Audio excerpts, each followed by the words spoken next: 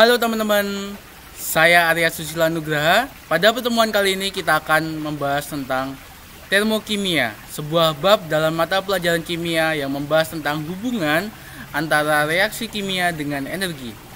Tapi sebelum itu, bagi kalian yang belum cuci tangan, silakan cuci tangan terlebih dahulu. Kalau udah, kita mulai pelajarannya. Beberapa waktu lalu, Indonesia melakukan konversi bahan bakar dari minyak tanah menjadi gas LPG. Hal ini karena gas LPG dianggap lebih efisien dan murah daripada minyak tanah. Apakah benar begitu?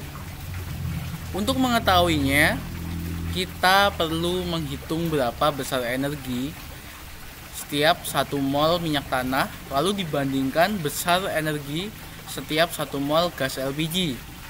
Lalu dibandingkan lebih besar yang mana, apakah minyak tanah atau gas LPG. Nah, secara lebih lanjut, hal-hal demikian akan kita pelajari konsepnya pada bab ini. By the way, dari tadi kita ngomongin termokimia. Apa sih termokimia itu? Kok dari tadi dia omongin terus gitu? Ya, jadi termokimia itu adalah bagian dari ilmu kimia yang mempelajari hubungan antara kalor atau energi dengan reaksi kimia atau hal-hal lain yang berhubungan dengan reaksi kimia. Seperti itu. Jadi nanti kita akan belajar bagaimana mengukur kalor yang menyertai reaksi kimia dan lain sebagainya. Video ini dibuat oleh Arya Susila Nugraha, mahasiswa Pendidikan Kimia Universitas Sanata Dharma Yogyakarta. Apabila ada yang perlu dibicarakan, bisa hubungi saya melalui email yang terlampir. Energi tidak dapat diciptakan atau dimusnahkan, tetapi hanya dapat berubah bentuk dari bentuk yang satu menjadi bentuk yang lain, atau berpindah dari tempat A ke tempat B. Seperti itu. Lalu kemana aja energi berpindah atau bentuk apa aja energi berpindahnya? Untuk mengetahui hal itu, kita harus membagi semesta menjadi 2 bagian, yakni sistem dan lingkungan. Sistem adalah segala sesuatu yang kita amati. Misalnya kita mengamati apel ini. Jadi apel itu adalah sistem. Lalu, lingkungan adalah segala sesuatu di luar sistem yang membatasi dan mempengaruhi sistem. Misalnya, udara yang berada di sekitar apel. Terdapat 3 sistem yang berbeda berdasarkan interaksinya dengan lingkungan, yakni sistem terbuka, di mana memungkinkan terjadinya perpindahan energi dan zat antara lingkungan dengan sistem. Misalnya seperti sistem sop Pak Min Klaten di mangkok yang terbuka. Energi dari sop dapat berpindah, yang terbukti dengan semakin lama dihidangkan maka sop akan menjadi lebih dingin. Sementara itu, zat yang berada dalam mangkok dapat berpindah dengan kita sendok lalu kita santap. Lezat sekali. Sementara itu, sistem tertutup memungkinkan terjadinya perpindahan energi antara sistem dengan lingkungan, tetapi tidak dapat terjadi pertukaran zat. Misalnya, sistem Sprite di dalam botol yang tertutup. Sistem itu tetap memungkinkan panas dari lingkungan masuk sehingga Sprite tidak lagi dingin. Meski demikian, tidak memungkinkan terjadinya pertukaran zat karena botolnya ditutup. Jadi Sprite-nya tidak bisa keluar ataupun udara tidak bisa masuk. Terakhir, sistem terisolasi secara ideal tidak memungkinkan terjadinya perpindahan zat dan energi antara sistem dengan lingkungan. Tetapi di dunia nyata sistem ini tidak memungkinkan untuk terjadi karena perpindahan energi tetap selalu terjadi.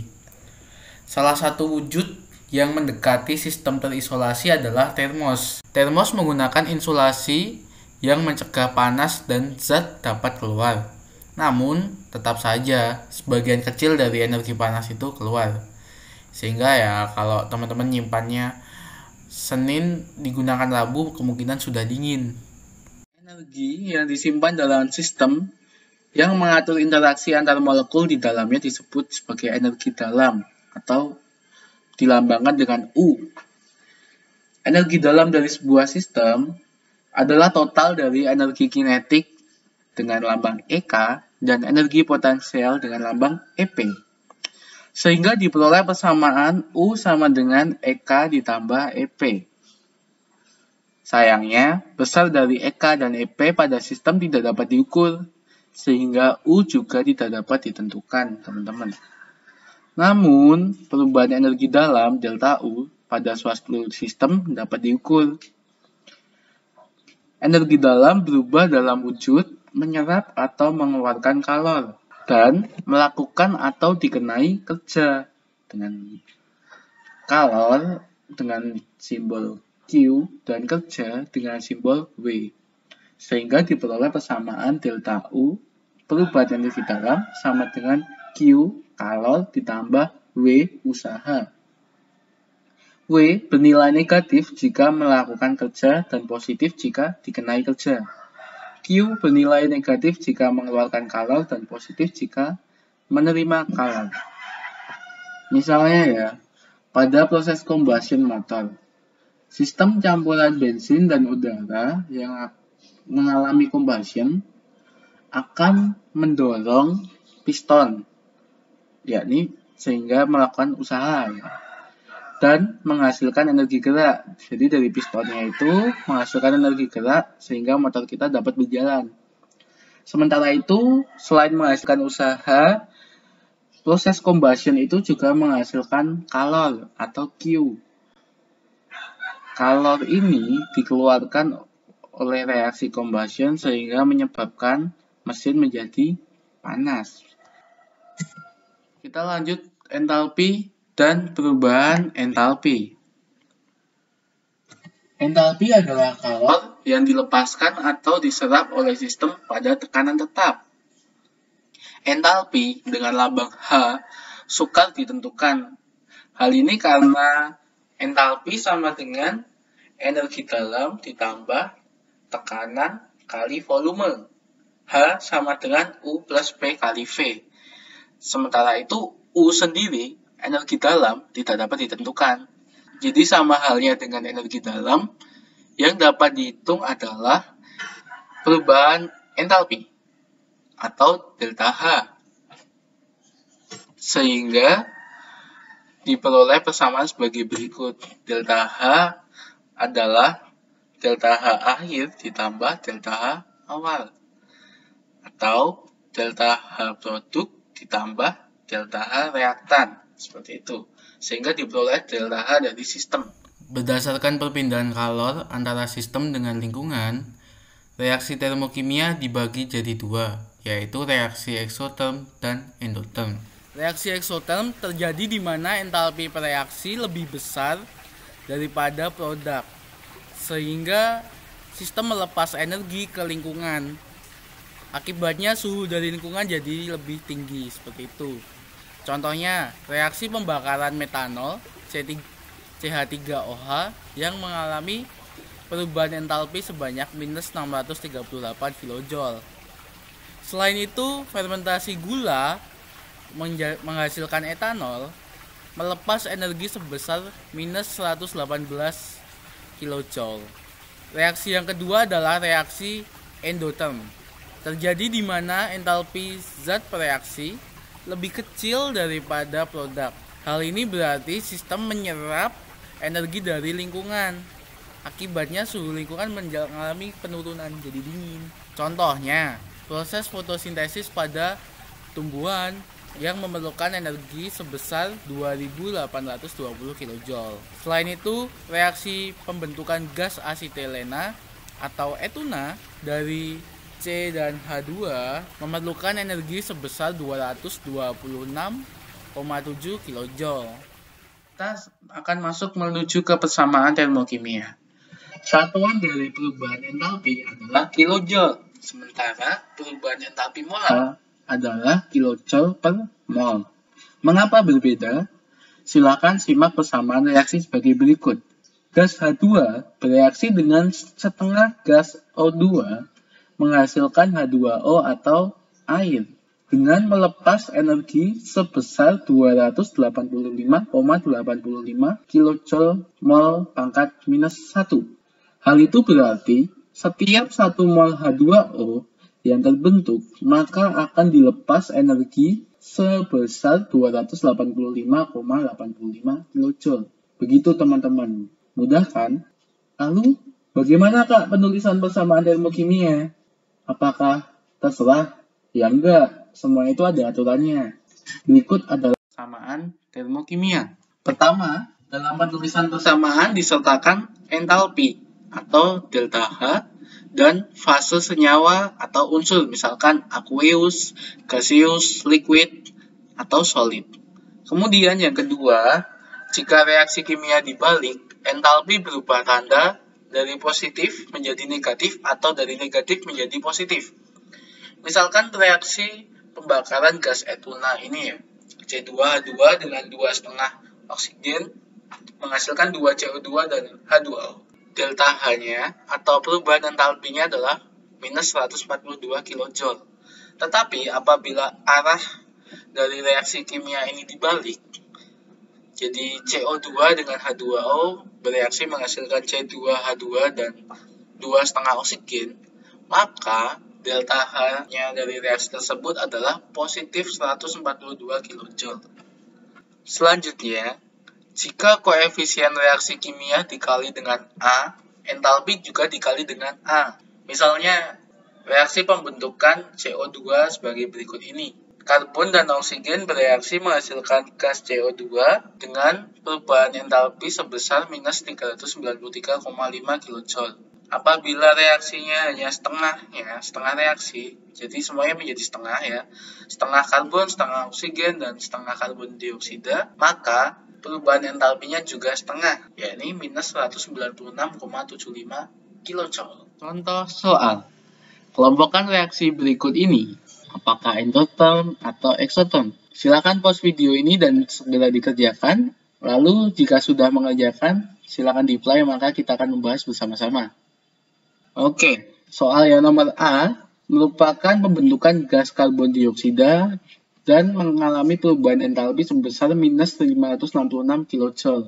Sehingga reaksi ini adalah reaksi exotherm karena perubahan entalpinya adalah minus 566 kJ. Sementara itu, reaksi penguraian NaCl, perubahan entalpinya positif 411 kJ. Sehingga reaksi ini termasuk reaksi apa? Ya, betul sekali, reaksi endotherm. Kemudian, reaksi antara karbon dioksida dengan timah atau SN adalah reaksi exotherm. Mengapa demikian? Karena di produk dihasilkan energi sebesar 360 kJ atau entalpinya minus 360 kJ. Yang terakhir, reaksi antara N2 dan O2 menghasilkan NO2 gas itu memerlukan energi 180,5 kJ. Hal ini terlihat karena energi ditulis pada sisi reaktan. Oleh karena itu, reaksi ini termasuk bagian endotherm karena perubahan entalpinya adalah positif 180,5 kJ. Gitu teman-teman, apakah dapat dipahami? Perubahan entalpi reaksi bergantung pada jenis reaksi yang berlangsung. Beberapa reaksi melepaskan kalor, sedangkan reaksi lainnya justru menyerap kalor. Selain itu, perubahan entalpi reaksi juga dipengaruhi kondisi lingkungan, misalkan suhu dan tekanan. Selain itu, kondisi entalpi juga dipengaruhi oleh banyaknya jumlah zat. Maka dari itu, dikenal perubahan entalpi standar, yang merupakan perubahan entalpi pada kondisi standar. Perubahan entalpi standar adalah perubahan entalpi pada kondisi standar, yakni suhu 25 derajat Celcius dengan tekanan 1 atmosfer. Perubahan entalpi standar dibedakan berdasarkan jenis reaksinya, yakni sebagai berikut. Yang pertama, perubahan entalpi pembentukan standar atau delta HF0. F itu berarti formation-nya. Perubahan entalpi yang menyertai reaksi pembentukan 1 mol senyawa dari unsur-unsurnya pada keadaan standar. Contohnya, reaksi antara N2 dan H2 membentuk NH3 memiliki entalpi pembentukan standar sebesar minus 46,1 kJ per mol. Selanjutnya, perubahan entalpi pembakaran standar atau delta HC0. C di sini berarti combustion. Perubahan entalpi yang menyertai reaksi pembakaran sempurna pada 1 mol zat pada keadaan standar. Misalnya, reaksi pembakaran standar magnesium seperti berikut memiliki entalpi pembakaran standar sebesar minus 606,7 kJ per mol. Kemudian yang terakhir adalah perubahan entalpi penguraian standar atau delta HD0 dengan D yang berarti decomposition. Perubahan entalpi yang menyertai reaksi penguraian 1 mol senyawa menjadi unsur-unsurnya pada keadaan standar. Misalnya adalah reaksi penguraian NaCl menjadi unsur-unsurnya dan memerlukan perubahan entalpi penguraian standar sebesar plus 176,6 kJ per mol. Contoh soalnya, pembakaran gas propanan dengan MR 44 gram per mol terjadi menurut reaksi sebagai berikut. Jika 17,6 gram propana terbakar, berapakah kalori yang dihasilkan? Silahkan pause video ini dan kerjakan contoh soal tersebut. Jika sudah, silahkan di play dan kita akan membahasnya. Sudah? Yuk kita lanjut. Berdasarkan reaksi tersebut, jumlah mol propana yang terbakar adalah 1 mol.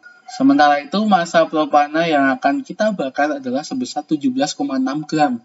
Yang berarti propana yang akan kita bakar adalah 0,4 mol. Oleh karena itu, perubahan entalpi pembakaran 0,4 mol propana adalah minus 2220 kJ per mol dikali 0,4 mol. Sehingga singkat cerita kita memperoleh delta H yaitu minus 888 kJ.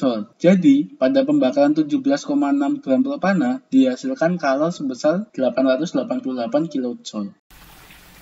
Tidak terasa sudah 5 minggu teman-teman belajar dengan saya lewat video di Edmodo.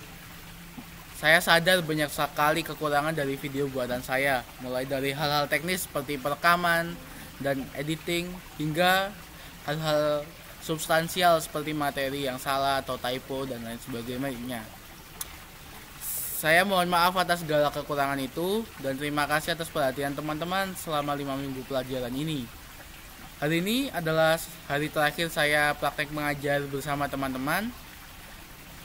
Saya pamit, terima kasih atas segala pengalaman dan kesempatannya. Sampai jumpa di video-video selanjutnya. Jika saya akhirnya nanti upload secara rutin di YouTube, silakan dicek. Saya sudah berkembang. Pertemuan ini akan saya tutup dengan tugas yang sudah terjadi di Edmodo. Jika teman-teman merasa perlu untuk les privat, boleh banget kontak saya, karena saya membuka les privat yang pastinya dapat membantu teman-teman dalam belajar secara efektif. Gitu. Terima kasih atas perhatian teman-teman pada pelajaran pagi hari ini. Apabila ada pertanyaan, silakan komen-komen via Edmodo atau WhatsApp saya. Selamat belajar.